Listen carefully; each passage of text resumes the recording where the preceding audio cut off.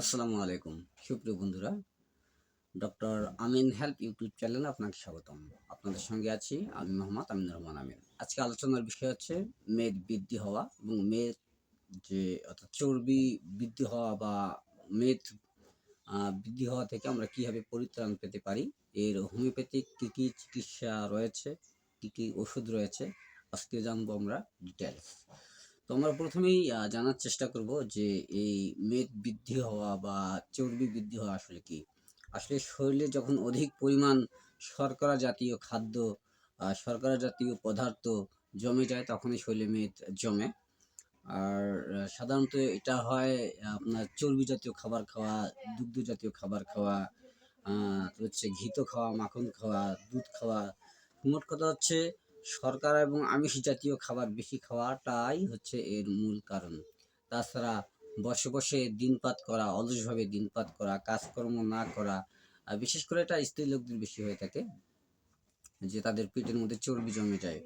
তো এই চর্বি হওয়ার কারণে কিন্তু তিনি বা সে এই রোগী পেশেন্ট নানা ধরনের সমস্যায় ভুগে থাকেন।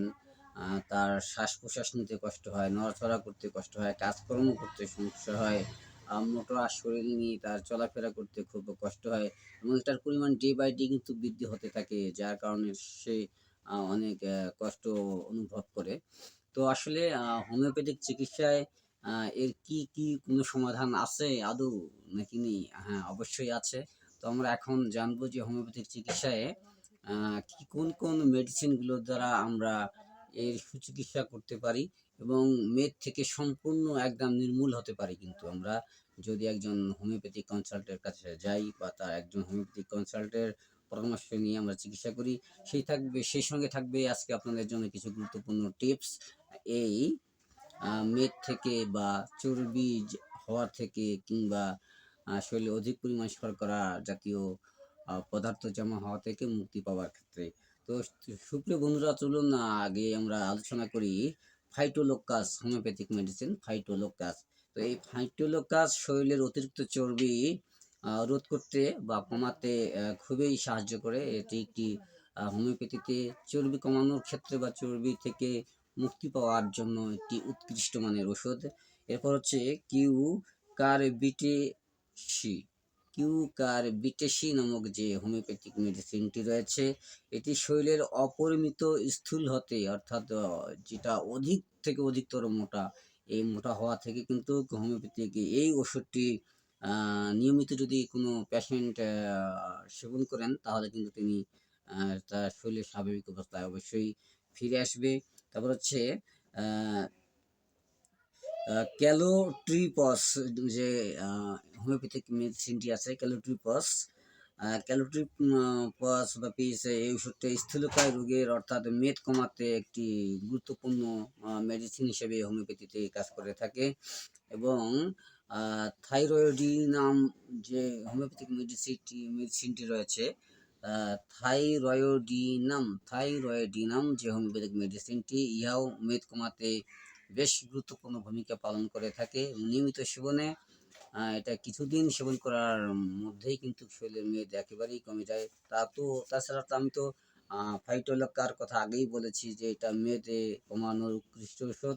তাছাড়া ক্যালকেরিয়া কার্ভও কিন্তু স্থূলকায় মেদপূর্ণ থলথলে রোগীর মাথার ঘামে যাদের বালিশ ভিজে যায়, ঘাম টকটকে, আবার ঘাম টক বা অম্ল জাতীয় গন্ধ যে ঘাম হতে থাকে এবং ঘামটা তার চটচটে এবং গন্ধকর, রুগী শীতকাতুর হয়, ডিম খেতে পছন্দ করে এবং দুধে তার অনিচ্ছা থাকে।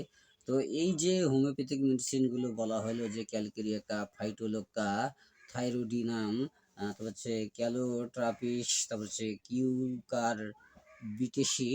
হ্যাঁ, এইসব মেডিসিন হোমিওপ্যাথিক মেডিসিনগুলো হচ্ছে কিন্তু খুব টপ মানের ওষুধ মেদ থেকে রক্ষা পাওয়ার জন্য। তো এই যে হোমিওপ্যাথিক যে ওষুধগুলো আমরা অবশ্যই একজন রেজিস্টার্ড হোমিওপ্যাথিক চিকিৎসক দ্বারা চিকিৎসা করিয়ে থাকবো। নিজেদের থেকে কখনোই কোনো প্রকার ওষুধ আমরা সেবন করব না। এখন আমি আপনাদেরকে যে গুরুত্বপূর্ণ টিপসটি দেবো, অবশ্যই নিয়মিত শারীরিক ব্যায়াম করুন।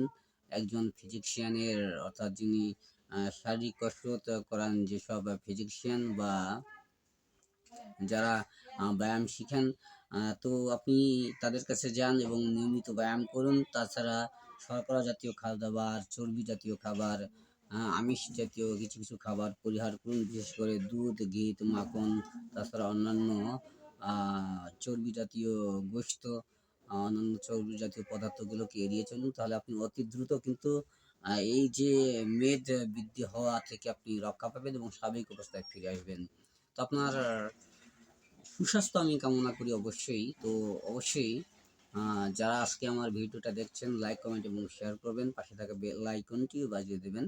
সেই সঙ্গে অবশ্যই ভিডিওটি শেয়ার করবেন যাতে করে অন্যজন দেখার সুযোগ পায়।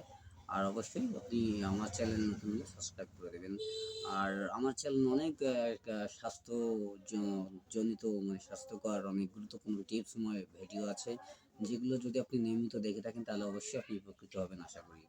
আজকের মতো বিদায়। দেখা হচ্ছে পরবর্তী কোনো ভিডিওতে। আল্লাহ হাফেজ।